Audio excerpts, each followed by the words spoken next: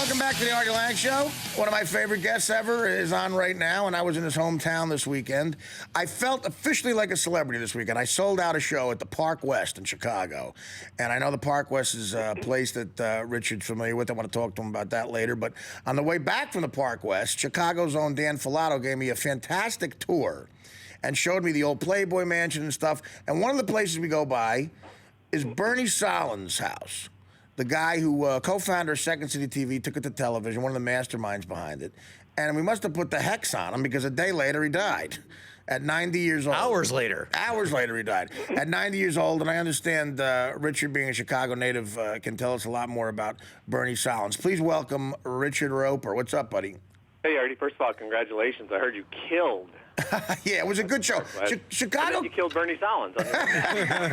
Chicago crowd's always good to me. It's like Chicago's a good town, and it's a great comedy town, of course. And yeah, you know, you think about 1959 when Bernie Sahlins co-founded Second City, and you know, comedy back then it was all kind of Milton Berle and stand-up, and even through the '60s, the early '60s, you think of like George Carlin in a suit on the Ed Sullivan Show. Right. And the influence of Second City can't be overstated. I mean, it's just, it's hard to think of somebody who wasn't either a part of a Second City troupe or was influenced by him. On my radio show this afternoon, we talked to George Wendt, of course, Norm from Cheers. He was there for 6 years in the 70s. So that means, he was doing skits with everybody from, Bill Murray, obviously Belushi, all those guys went through there. So, I mean, the guy was, a comedy godfather. Yeah, no, you're right. I mean, modern comedy, which I would say is the birth of irony, can be traced back to Second City because the single most influential comedy show ever is Saturday Night Live. And it gave us people like Bill Murray and Belushi and, guys who did that ironic thing in movies, Chevy Chase. And without Second City, there's no Saturday Night Live. So all that could be traced back to this guy. Now, what exactly, was he a creative guy or more of a business end guy? He was like, he had a theater background, and there was another guy by the name of Del Close. Right, him I know of, yeah. Yeah, and he passed away years ago, and talking to some people today that were in Second City, they said, Bernie was more of a guy that thought about, well, we got to keep the business going, too. Right. And he was involved in the creative side, but also just making sure the performers, it was freewheeling, it was improv, but you couldn't screw around. If you screwed around, if you were in the Second City troupe, and they have all this kind of these levels where you take classes, and then you're in the touring group, and they have Second City ETC, and then you're on the main stage. But, you couldn't, it was a serious business, even though it was comedy. And if you screwed around, you were out, and people knew that. There was, there's a real discipline to improv. And, definitely. You got to share scenes with other actors. You got to not just, make it all about yourself. Go for the, he didn't like George Wendt told me today, he's like, if you said to him, well, it works, he'd be like, give me better than it works. Right. Tell me why it works. Do better than that. Be better than just, well, I got to laugh. Yeah, that's why a lot of guys, like Farley and Belushi, who both came out of that, it actually helped them learn how to be in a sketch better because they were so bigger than life that they would steal everything in a sketch that wasn't supposed to be about them. You couldn't help but look at them, and it would ruin it in some ways. Second City taught them how to be team players in a way. And I'll tell you, this guy must have been damn good at business because the house that Danny showed me was enormous. It was Playboy Mansion-esque. My God. Yeah. Look, those shows, sell out, and obviously it's a brand name, and then it spawned SCTV in Canada, which is a whole different thing because that was that, not live, but still doing these skits. Speaking of the Park West in Chicago, Artie, and so many, legendary bands have played there in comics, I did a really cool thing there a couple of years ago. I was privileged to be part of a really cool thing, I should say. There was a movie version of the Superfans, the famous Bears skit, the skit The Bears, right. The Bears, that was never made. And we did a live reading of the screenplay of the Superfans. You're kidding me. A live audience. And I was the narrator. So I was the guy that said, we zoom in on a close-up. And it was Wendt, Smigel, Joe Mantegna, wow. Horatio Sands. Wow. Ditka played himself.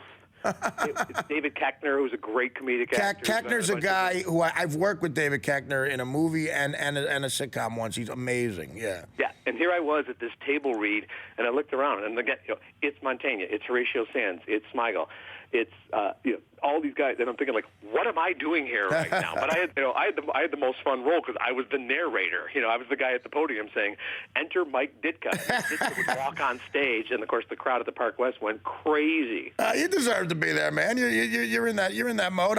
I'll tell you, the Park West. I had never played there before. I walked out on that stage, and then when I saw it, I went upstairs. And I saw that there's one of the best pictures I ever saw of the Rolling Stones was them on stage there. I guess doing a couple of test shows. But then I saw my opening act, a guy named Mike Stanley, a Chicago comic who was great, by the way. We're gonna have him on the show. To see it from upstairs and then to be on stage, I might want to do my next special there. Like it's so great, and then to see that back wall and all the people who signed it, all the signatures. How cool is that? Did Smigel write that? I assume. Yes. Yeah. Yes. And it was so funny because, he's, people, I think people do know, but Triumph and all that kind of stuff. Yeah, he's brilliant. And he had written a part in there for Sandler, Adam Sandler, and of course Sandler wasn't there, but of course he does Sandler better than Sandler does. He does, yeah. So he did he would, on stage, these guys, and it is kind of cool to see them, with just the script, kind of naked out there. We did like a 90-minute script with a live audience. After playing that theater and knowing what it's like in there, the intimacy of it, I would kill to see something like what you're talking about there. That must have been amazing. It was really cool. Yeah, it's a great venue. I hope you do. You should film your next. I'm gonna try. I have a couple of. I might do it at Comedy Central or Netflix or something. I'm making the deal now, and I'm sure they got connections there. I'd love to test that out. You got something, Joe?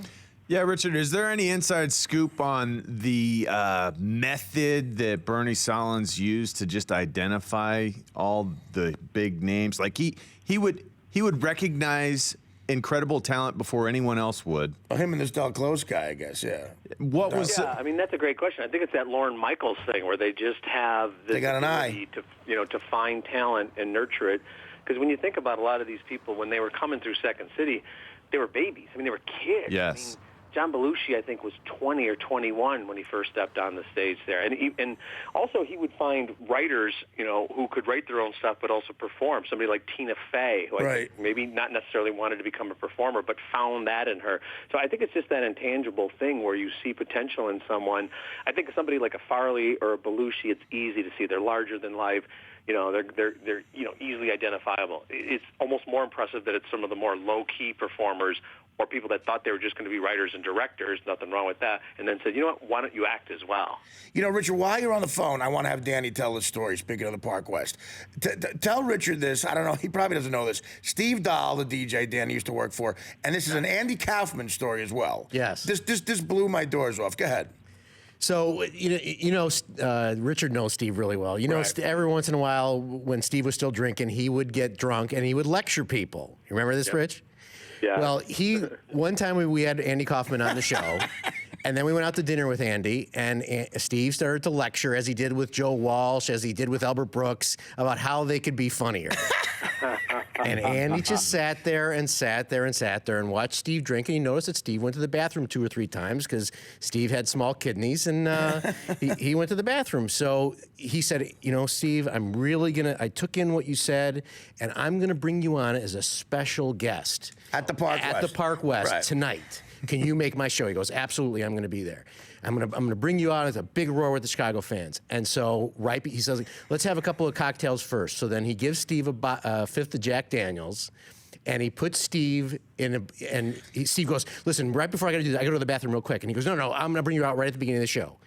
And he puts him in a box. He puts him in a Andy box. Kaufman says, like an Andy Kaufman bit, I'm going to put you in a big box and bring the box out, and when time is right, I'm going to open the box. Right. And I knew, and with Steve's partner at the time, Gary, we knew this was going to be trouble because Steve didn't get a chance to go to the bathroom because he always had to go to the bathroom. Yeah. And so Andy puts Steve in the box and sits on top of the box and does his act. And about 25 minutes into the act, I see the stream of urine going right off the front of the stage. And I see the people in the first row backing up, and I tap Gary on the shoulder and I point, and Gary goes, oh my God. And then right when Andy saw it, He opens up the box, and here's Steve Dahl. And there's urine all over the front of his pants. God, that's the best thing Andy Kaufman's ever done. And so after the show, Andy, who I had met a couple of times before, had said, see if he's going to lecture me again about comedy. Oh, my God. That is unbelievable. Wow. Yeah, that's a moment. As everything, I mean, you talk about when Kaufman played Carnegie Hall, taking the audience out for milk and cookies. That beats that.